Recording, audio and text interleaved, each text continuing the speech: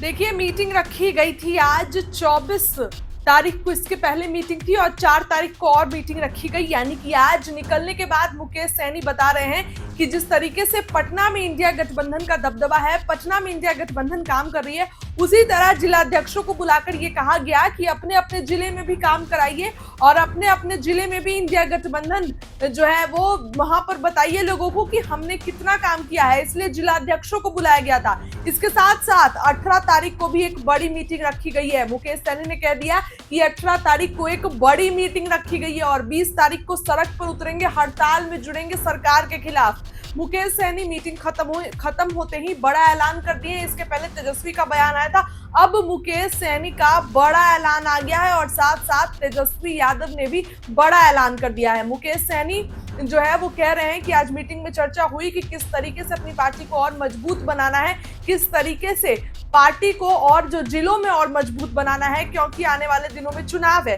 इसके साथ ही चर्चाएं हैं कि मुकेश सैनी बीजेपी में जाने वाले हैं। इसको भी लेकर मुकेश सैनी अक्सर कड़ा जवाब देते हैं और ये कहते हैं कि बीजेपी वाले नौटंकी कर रहे हैं। उनको पता है कि हम उनके साथ नहीं जाएंगे तो उनका नैया पार नहीं होगा, उनकी नाव पार नहीं होगी, इसीलिए बीजेपी वाले इस तरीके का ढोंग रचते हैं। चिराग पासवान पे बड़ा बयान दिए हैं, गुस्सा गए हैं।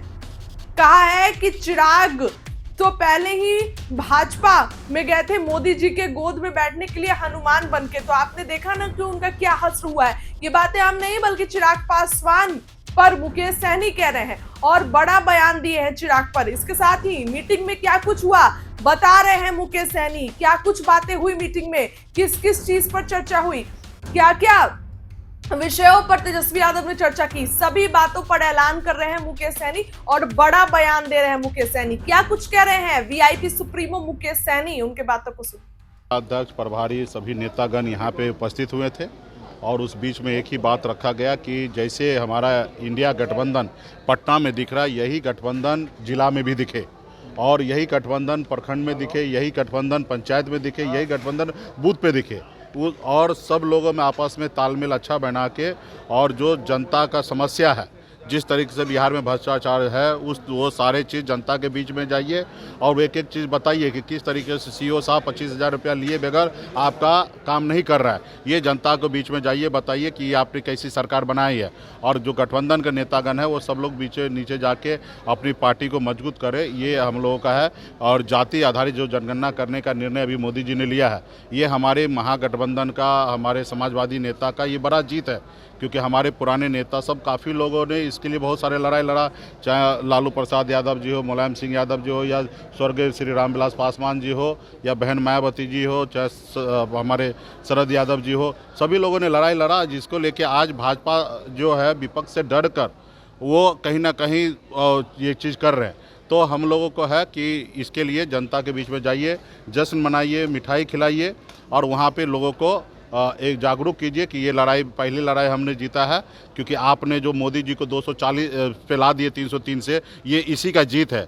और इसी तरीके से विपक्ष के साथ आप लोग खड़ा होइए तो निश्चित तौर पे जो समस्या है वो आप लोगों को जाएंगे, जो समाजवादी आप लोग सपना देखते हैं वो पूरा आने वाले समय में होगा। 18 तारीख को भी बैठक है, 20 तारीख को आप लोग, जी हाँ, 18 तारीख को पूरे बिहार में जितने भी हमारा महागठबंधन के पार्टी है, उसी पार्टी के सभी जिला अध्यक्ष, प्रभारी, जो संगठन के नेतागण हैं, वो लोग आपस में बैठक करेंगे, चर्चा करेंगे और उसके बाद जो है कि प्रखंड स्तर पे, पंचायत स्तर पे कैसे काम करना है वो आपस में कोऑर्डिनेशन कमेटी वहाँ पे भी बनाकर और वहाँ से नीचे काम करेंगे। 20 तारीख को आप लोग मजदूर को लेकर सड़क पर उतरेंगे? हाँ, 20 तारीख का भी ये निर्णय लिया गया कि देश भर में ऑलरेडी ये अपना आंदोलन की जा रही है, उसको हम लोगों का पूरा समर्थन होगा।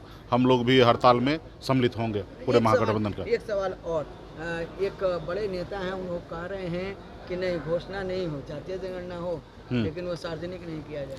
अब वो देखिए, वो मोदी जी के गोद में पहले भी हनुमान बनने के लिए गए थे और उनको क्या हश्र हुआ वो आप सबको पता है कि क्या हश्र हुआ। उनकी पार्टी तोड़ दी गई, उनके परिवार को तोड़ दिया गया, उनको घर से बाहर कर दिया गया, उनको पिताजी का प्रतिमा को बाहर फेंक दिया गया। तो ये सब चीज़ देखने के बावजूद उनको नहीं समझ में आया, अभी फिर से वो मोदी जी के गोद में जा रहे हैं। और इतना भी ना चले जाए कि उनके लोग जो है ना उनको छोड़ दे, क्योंकि उनसे हमारा अपना भाईचारा है, क्योंकि स्वर्गीय पासवान जी को हम अपना अभिभावक मानते थे, उसी नाते चिराग जी को भी हम अपना भाई मानते हैं। तो ये बात अलग है कि वो आज हम लोगों के साथ नहीं है, सामाजिक न्याय के साथ नहीं है, गरीब पिछड़ा दलित के हक की बात नहीं कर रहे हैं, वो एक अलग सपना देख रहे हैं। तो खैर वो सपना देख रहे हैं, उसमें हम नहीं, लेकिन हमारा ये भी आग्रह रहेगा कि ऐसी बात मत कीजिए।